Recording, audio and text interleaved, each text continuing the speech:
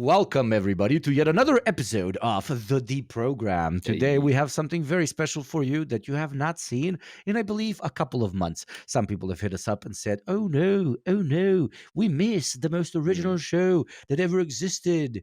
And I'm like, what are you talking about? And they're like, the original one where you talk about the news. What is this accent? You read it out. I've been trying to figure it out. Oh my God, look at this news. So yes, welcome back, ladies, gentlemen, and NBs, to yet another episode of the Deprogram. Send Nudes, episode 784. The year is 2185, and we have sent the 7,000th Katy Perry clone into the sky. It is time to cover the news with my dear friends JT and Hakim. Before we do start that, this is an exclusive Patreon episode, so we would just like to say thank you very much for supporting the show and allowing us to do what we do and staying as independent as possible. So I'll immediately take you to, well, the most cliche story that you probably expected to hear today.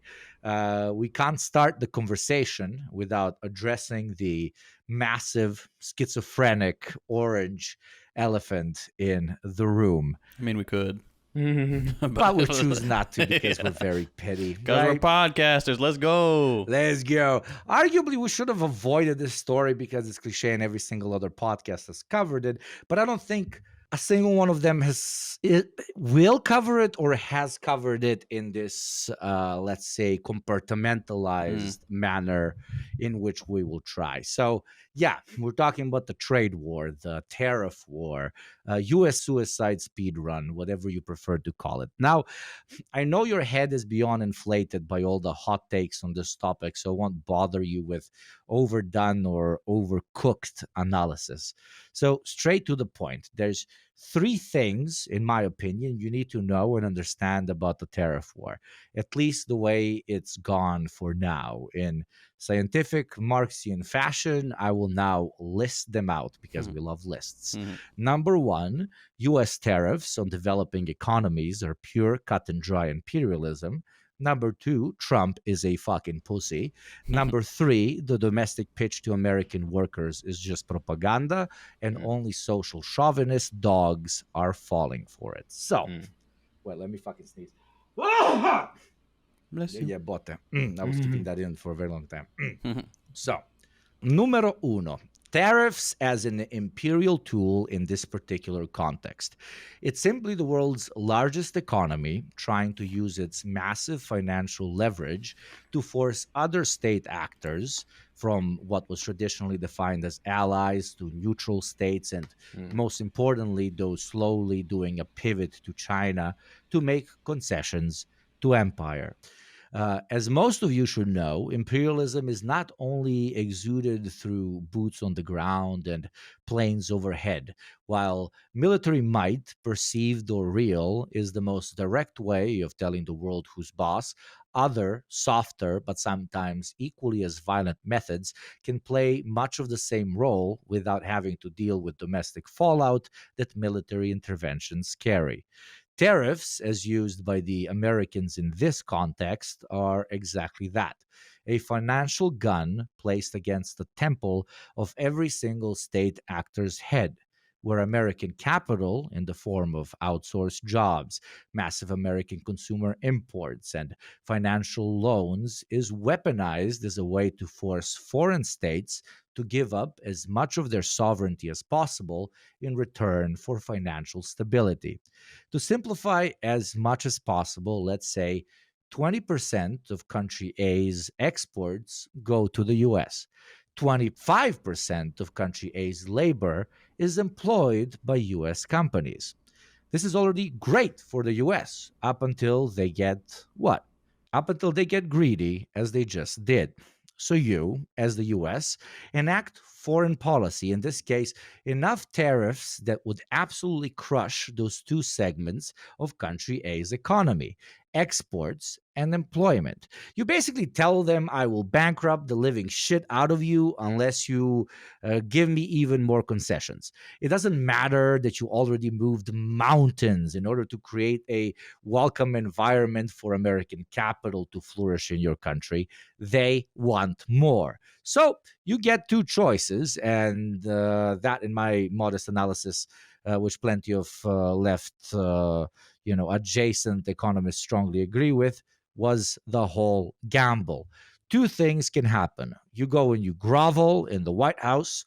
Maybe you throw in a US base. Maybe you lower your profit margins at the benefit of American corporations that operate domestically.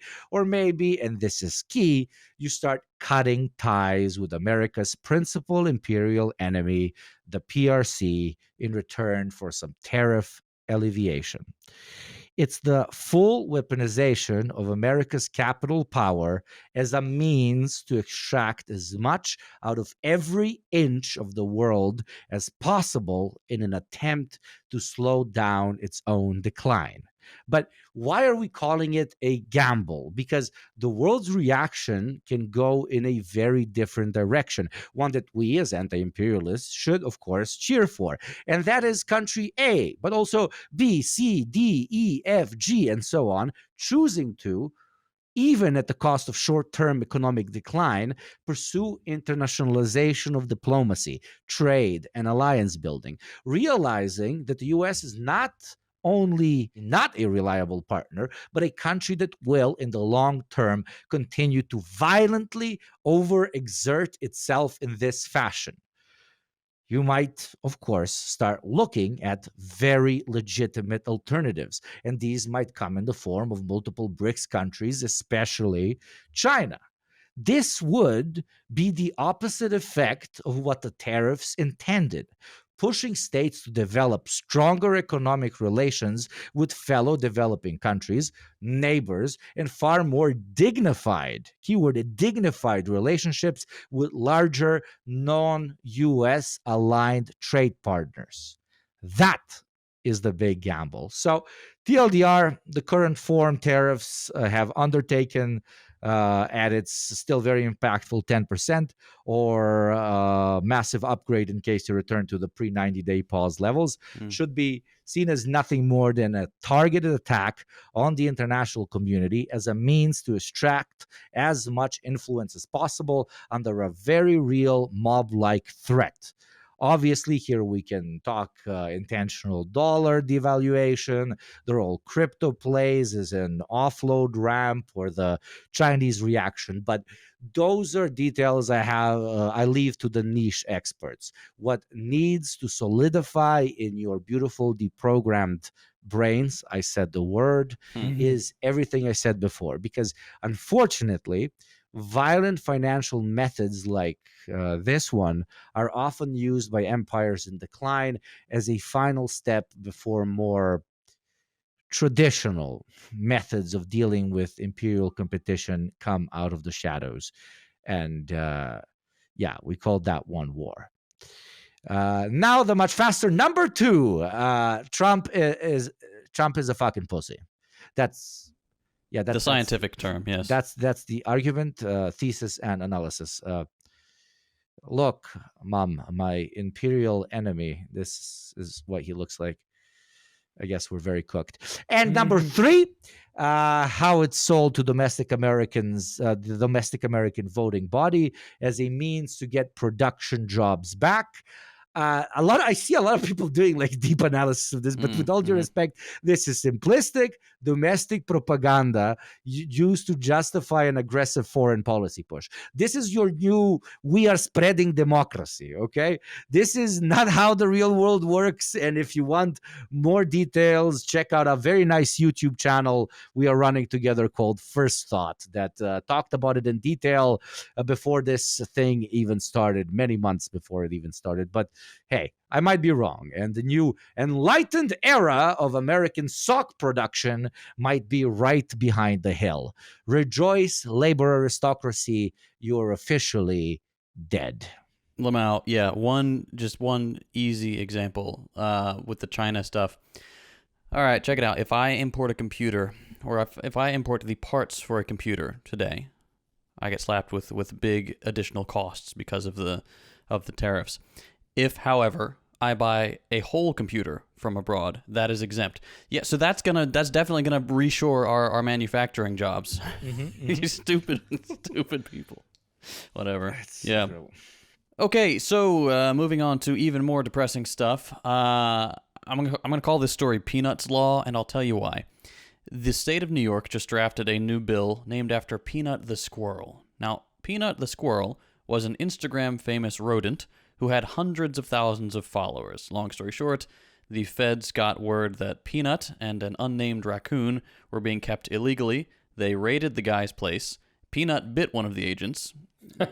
Critical support for Comrade Peanut. And then he was euthanized and posthumously tested for rabies, as was the non-famous raccoon. The deaths of these animals... Euthanized the agent? Fuck yeah. Yeah, they took him behind the barn. They brought out the tiny executioner and lopped the head off of poor Peanut and the raccoon, which it seems a little racist that the raccoon didn't have a name or an Instagram following, but whatever. But the deaths of these animals, Peanut in particular, again, animal racism, caused an uproar, and it sparked a debate about animal rights. So this new law would require a 72-hour waiting period before animals from sanctuaries are euthanized. Now, ladies and gentlemen, let me just put this plainly. White people will give due process to a squirrel before they'll do the same for immigrants. Like, I'm sure most of you have been following the news about Trump's draconian arrests and deportations. If you haven't, the short version is that they're cracking down on anyone who speaks critically about the genocidal Israeli apartheid regime. And since it's a little bit harder to black bag American citizens, at least at the moment. Yeah, exactly right. Just give it a moment. Yeah, for now, there's an asterisk there, yeah. They're starting with the exchange students, the visa holders, the naturalized citizens, basically anyone with an asterisk next to their residence status. Deportations. But don't they know that the animals as well are pro-Palestinian? Yeah, they're gonna. That's why they purge. That's why Comrade the bees Peanut. keep attacking the birds and shit. Keep attacking. That's so. I do love that's that. That's why stuff. olive trees don't want to grow in Israel and shit. That rocks. Yeah.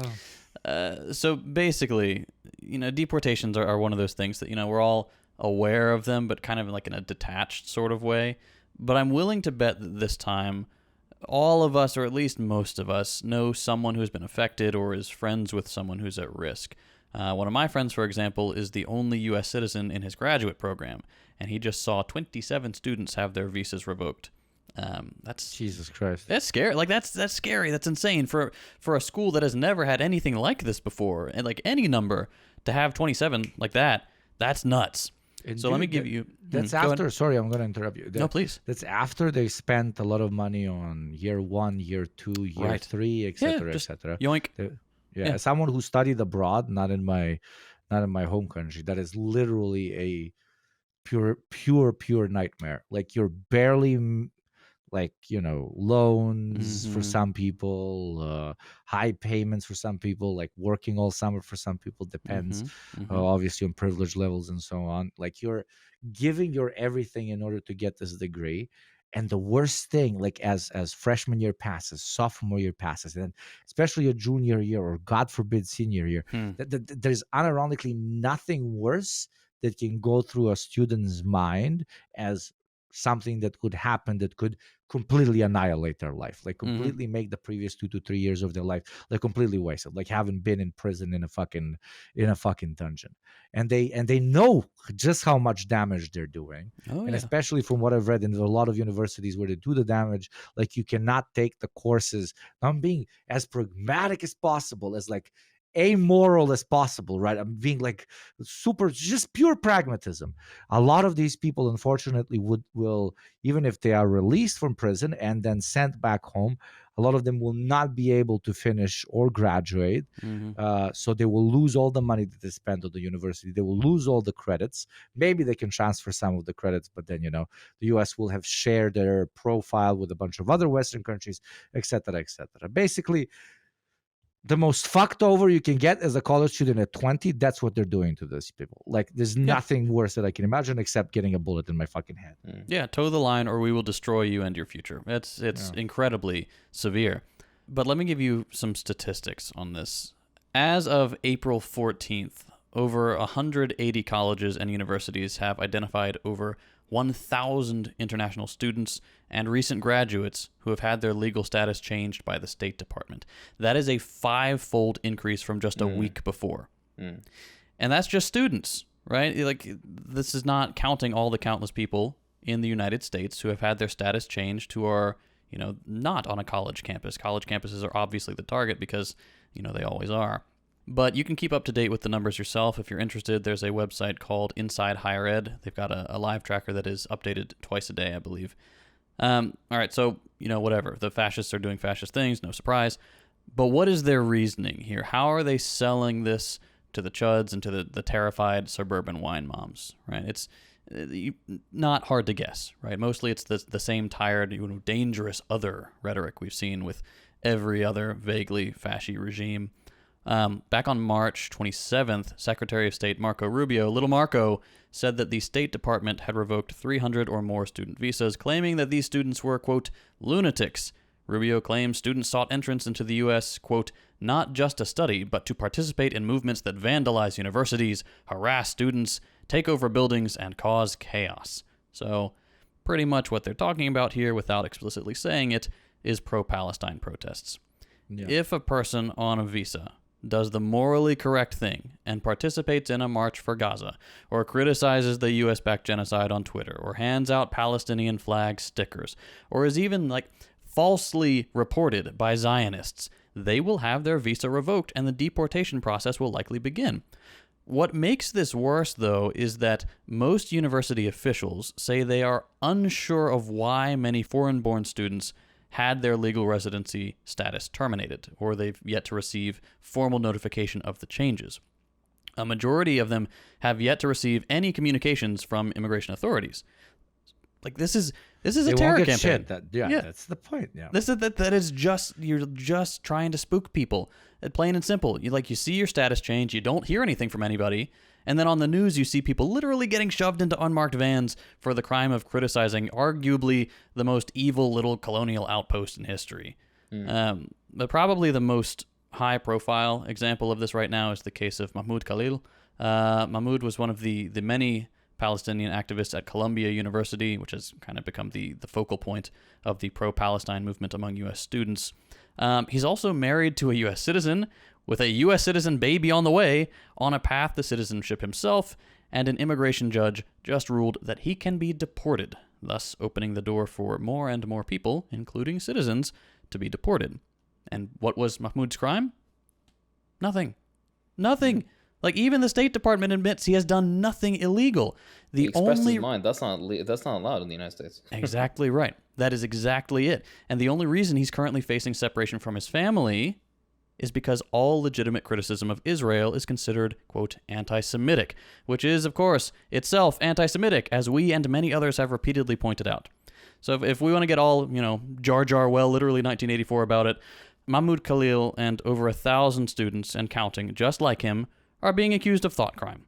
Even the State Department themselves are saying as much. This little 2-page memo from Marco Rubio's office said that while his actions are, quote, otherwise legal, he should still be deported for, quote, get ready for this, beliefs that undermine core American interests. Yeah, there you go. Yep, there you go. It doesn't get much clearer than that, does it? If you do anything, if you so much as think anything that goes against the U.S. empire's MO of world domination and accelerating descent into barbarism, you are an enemy of the state and you will be dealt with. It's literally the stupid overdone poem, right? First they came for the foreign students and I said nothing because I was not a foreign student. Yeah. It won't be long until American citizens are next on the chopping block, all right? And in fact, they're getting pretty close. Just the other day, or it was either today or yesterday at time of recording, so it'll be a little later for you guys. ICE just snatched a guy called Mohsen Madawi, a Palestinian Columbia student, from his literal citizenship appointment, a legal permanent resident, holding a U.S. green card. Minutes later, he would have been a citizen. It does not get any closer than that to deporting citizens. So there's your update on the student arrests and deportations. It's getting pretty extreme. Love it. We love reporting on this here at the Deprogram. It's great. And this story kind of coincides with the El Salvador thing, which I'll get to in a bit. But I'm gonna give our little piggies a break for a bit and let one of you boys take the next story. Hello, dear listener. Editor JT here. This has been a little sneak peek of one of our monthly exclusive Patreon episodes. If you want to hear the rest, support the show, get episodes a week early, and lots of other benefits like access to our Discord, check out our Patreon at patreon.com/thedeprogram.